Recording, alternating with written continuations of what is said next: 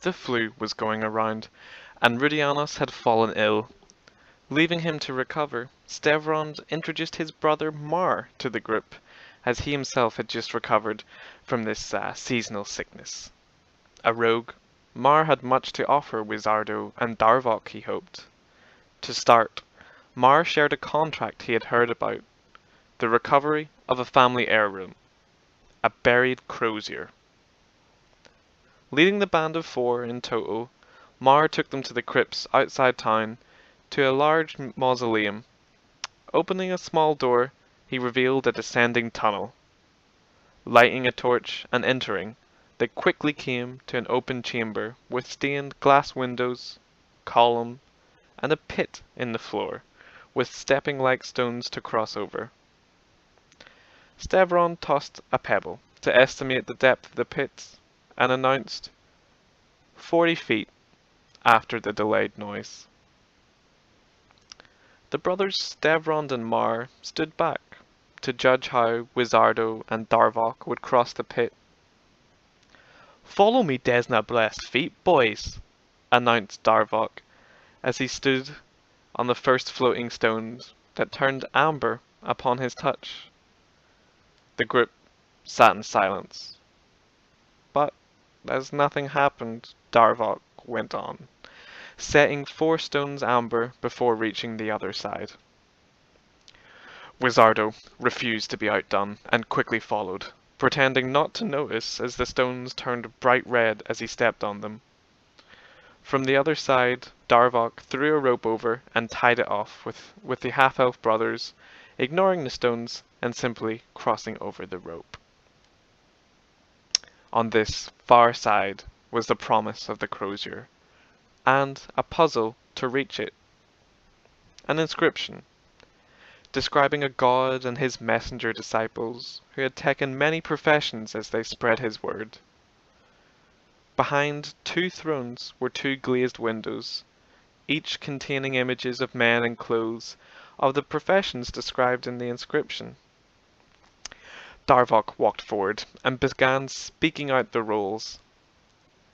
Beggar, thief, priest, great people, assassin. But Wizardo was as ever, ignoring him and looking under the thrones. Spotting items under both, he coaxed the group to lift both thrones, retrieving all the treasure that he thought he could see. An hour passed, and many muscles were strained, but only one trove was uncovered. Fortunately, though, it contained some coins, and, importantly, a mithril-coloured crozier. "Who are you, and why shouldn't I kill you?" said a voice from near the entrance. Mar, Stevrond, Wizardo, and Darvok all shot round and saw a woman flanked by 2 guards questioning them. "Who are you?" she repeated. Recognizing her cloak, though, as being from a local gang, Mar wasted no time in taking his short bow out and loosing an arrow, starting combat. It was a messy affair. Darvok, yet again, was knocked unconscious briefly from a heavy crossbow bolt, and the 2 guards crossed over the pit. Wizardo, seizing the opportunity, rushed forward to try and push the guards into the pit, but instead he himself was overpowered and knocked prone.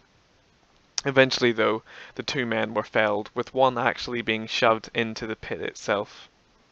The woman, a tougher opponent, sprung forward during the melee and cast an area spell that sucked both energy and life from all of the group. Fortunately, though, it was not clean cast and nearly as powerful as it could have been. With all 4 of the band then able to focus on her, she succumbed to a huge volume of ineffective but stacking attacks. Stunned, the group paused to rest and gather themselves. "Terrible thing, this combat, but Desna would appreciate our bravery, and I always," muttered the dwarf as he tended Wizardo's wounds. Wizardo watched Darvok in his mirror, but decided not to thank him. Mar and Stevrond gathered the loot, giving a new chain shirt to Darvok, who blessed Desna but didn't thank the two brothers, and so the group headed back to town. Mar took the Crozier and went to the contract issuer to claim their reward. "Fake," the merchant spoke frustrated. "This is some decoy or distraction to protect the original," he finished as he slammed the door shut. With no payment, they sold the loot from the gangs that had attacked them and split the coins equally. They decided not to disturb Rudianos, who was recovering, and kept the pot for the four of them instead.